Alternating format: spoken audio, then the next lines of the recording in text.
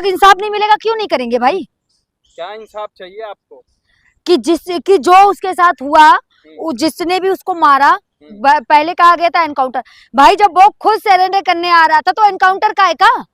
कहाँ देख लिया आपने खुद सरेंडर कर? अरे वीडियो इतनी वायरल, वो आपने नहीं देखी? वीडियो के दौरान 2 गोली चलाई है उसने। आपने वीडियो नहीं देखी? हाँ, वीडियो देखी ना? वीडियो में क्या देखा? वीडियो में क्या देखा? जब उसको पुलिस वाले पकड़ के ला रहे थे हाथों से, वो क्या नारे दे रहा था, देखे आप लोगों ने? देखे? नहीं, वीडियो में नहीं, वीडियो तो 4-5 हुई है ना, वो खुद लाइव कर रहा था। मारने के लिए वो बोलता है कि मैं इसी बंदूक से एसडीएम को मारूंगा। हाँ। और आप उसके समर्थन में खड़ी हो रही हैं। देखिए, उसने जो एसडीएम को मारने की बात कही थी ना, मैं उसके समर्थन में नहीं, क्यों? क्योंकि वो चीज गलत थी, ठीक है। लेकिन जिस तरीके से उसको एनकाउंटर कहूं या फिर मर्डर कहूं, वो हुआ ना, वो चीज गलत थी। क्यों? क्योंकि वो एक आम इंसान था जो जनता हित में, जो गांव वालों के हित में काम कर रहा था। उसने नल लगवाया था, सड़कें बनवाई थी, सरकार ने बनवाई थी? नहीं बनवाई थी ना।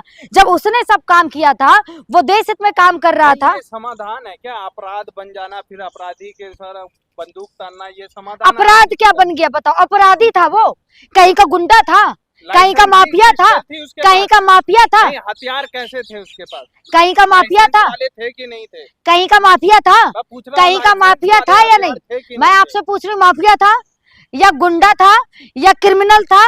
क्या था वो?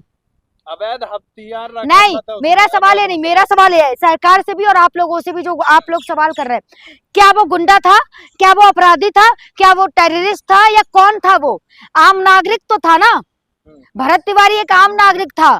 और वही चीज है ना, ये मुसलमानों की चूड़ियां टाइट करते करते ना अब हिंदुओं की चूड़ियां टाइट करने पर आ गए हैं। देखा नहीं बिहार में जब से इनकी सरकार बनी है सम्राट चौधरी की, क्या हो रहा है? इंसाफ के नाम पे क्या किसी को इंसाफ मिला? नीट छात्रा को इंसाफ मिला? नहीं मिला ना। अब तक इंसाफ मिला है किसी को?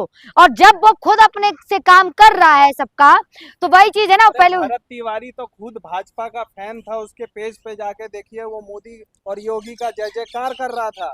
अरे भाई, जब बीजेपी सरकार पार्टी में आई ना, उससे पहले उसने बहुत बार प्रचार किया, ठीक है। उसने प्रचार किया और कई बार उसने ये भी बोला कि भाई पार्टी के लिए क्या क्या क्या, क्या करना चाहिए, ठीक है। उसने ये सब बोला, लेकिन इन लोगों ने क्या किया? वो खुद इतना बड़ा फैन था ना भाजपा का, इन लोगों को इतना डर हो गया कहीं दूसरा। और हाँ भैया, वहां के जो बीजेपी के विधायक हैं, नाम तो उनका भी यार, आप लोगों ने एक बार भी उनका नाम लिया? आप लोग गुंडा माफिया या अपराधी का ही साथ क्यों देते हैं? भाई कौन सा वो गुंडा था? कौन सा क्राइम किया था? ये बता दो आप लोग। वो बिना लाइसेंस का हथियार रख रखा था अपने, बिना लाइसेंस के हथियार, बिना लाइसेंस के हथियार बिहार में कितने लोगों के पास है? आप लोगों को पता है? किसी के पास नहीं है। किसके पास है? तो जाके देखे ना बिहार में, जाके देखे ना। अच्छा, मतलब हाईवे पे पटना में दिन दहाड़े गोली चल जाती है, हॉस्पिटल में घुस के दिन दहाड़े गोली चल जाती है, वो लाइसेंस वाली से चली है? वो लाइसेंस वाली से चली है? कोई जगह नहीं है बिहार जब खुद गुंडे सरकार में बैठे हैं तो जगह किसको होगी? सम्राट चौधरी क्या है? कितने केस है इन पर? उस पर अभी कितने केस है? सम्राट चौधरी पर कितने केस हैं? अरे पहले की बात छोड़िए, अभी कितना केस चल रही है आपको पता है? किस पर? सम्राट चौधरी पर कितने केस चल रहे हैं? मुझे पता है। कितना सत्ता में आओ, क्लीन चिट मिल जाए, तुम कोई भी क्राइम कर लो, बीजेपी ज्वाइन कर लो और पार्टी में आ जाओ, तुम्हें क्लीन चिट मिल जाएगी। क्यों? जब सम्राट चौधरी की एज का आज तक पता है? पहला केस एज का पता है? उनकी एज क्या है? आपने उनको, अरे उनकी एज का पहला केस, आप उनको गुंडा कहा, उस पर कितना केस अभी है? भाई केस नहीं है, एक एज वाला केस, कभी वो 25 साल के हो जाते हैं, कभी 24 साल के। और दूसरा केस, उनकी डिग्री पता ही नहीं चलता कितनी पास है, कितना फेल है, और कितने केस नहीं है। और गिनाऊं एक एक करके लाइन से उनके केस। लेकिन भरत तिवारी मामलों को लेकर के कहा जाता है, मैं तो भैया सारे अपने पंडित समाज से कहूंगी, भाई सड़कों पे आइए। आप ही का बच्चा था भरत तिवारी, ठीक है, आज उसके साथ हुआ, कल किसी और के साथ होगा। गुंडा और माफियों का भी जाति आप देख रही है क्या? उनका अरे गुंडा माफिया क्या? उसने गांव के लिए क्या नहीं किया? गांव का बच्चा भरत तिवारी के लिए रो रहा है, गांव की महिलाएं रो रही हैं। क्या कानून अपना काम? गांव की महिलाएं रो रही हैं। इंसान है, मानवीय मानव है ना, और उनको देश के बच्चों को काकरोच बोलने का किसने अधिकार दे दिया? लेकिन जो धर्मेंद्र प्रधान जी है, वो तो दहशतगर्दों का बी टीम बता रहे हैं। वो बेशरम है, सब किसानों को तो खालिस्तानी बता रहे थे, छात्र आंदोलन करे तो उनको नक्सली बताएं, दहशतगर्द बताएं, और वो तो खुदा आतंकवादी है। कौन? वो क्या बोलते हैं, धर्मेंद्र प्रधान। आप बताइए, कैप्स्टिन के कंपनी में जो है 6 महीना मैनेजर की भूमिका अदा किया पेट्रोलियम मंत्री हरदीप पुरी। एक तो है वित्त मंत्री मैं लहसुन प्याज नहीं खाती हूँ, तो गू खाओ, गोबर खाओ। आप बताइए तमाम तरह के आरोप। ये जब भगवान राम को नहीं बकस रहे हैं तो ये देश के नौजवानों के भविष्य के साथ खिलवाड़ क्यों नहीं करेंगे? सर सच में लग रहा है जो न्याय नहीं मिल पाएगा धर्मेंद्र प्रधान के कुर्सी पर रहते हुए बच्चों को? बिल्कुल नहीं मिल पाएगा।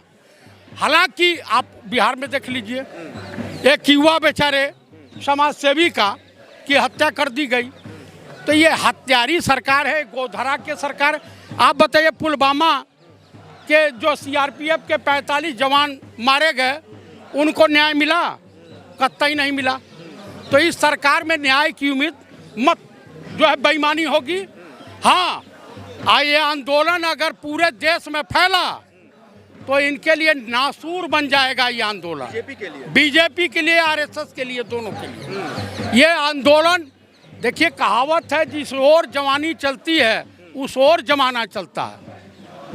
आप जान लिए, हम लोग तो 62 साल के हो गए, 10-20 साल या 15 साल जिंदा रहेंगे, लेकिन बच्चों के भविष्य के साथ खिलवाड़ इस सरकार को कतई नहीं करनी चाहिए।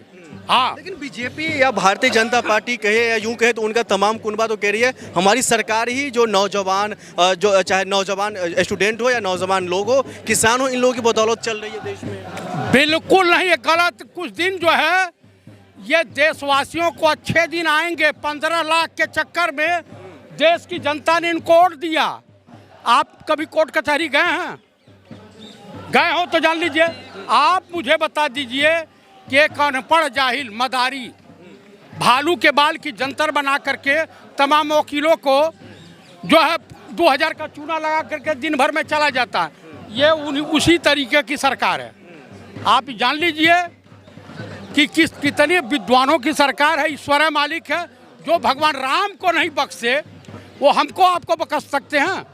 तो कुल मिलाकर के ये सरकार और ये आंदोलन, मैं देशवासियों से अनुरोध करूंगा कि पूरे स्टूडेंट इस देश के इन आंदोलनकारियों के साथ जुड़ें और इस आंदोलन को गांव, मोहल्ले और इंटर कॉलेज, स्कूलों तक पहुंचावें, ताकि देश की जनता को इस सरकार की सच्चाई पता चले। ठीक है, आखिर में ये बता दीजिए, अगर इस्तीफा नहीं देते हैं तो फिर क्या करेंगे?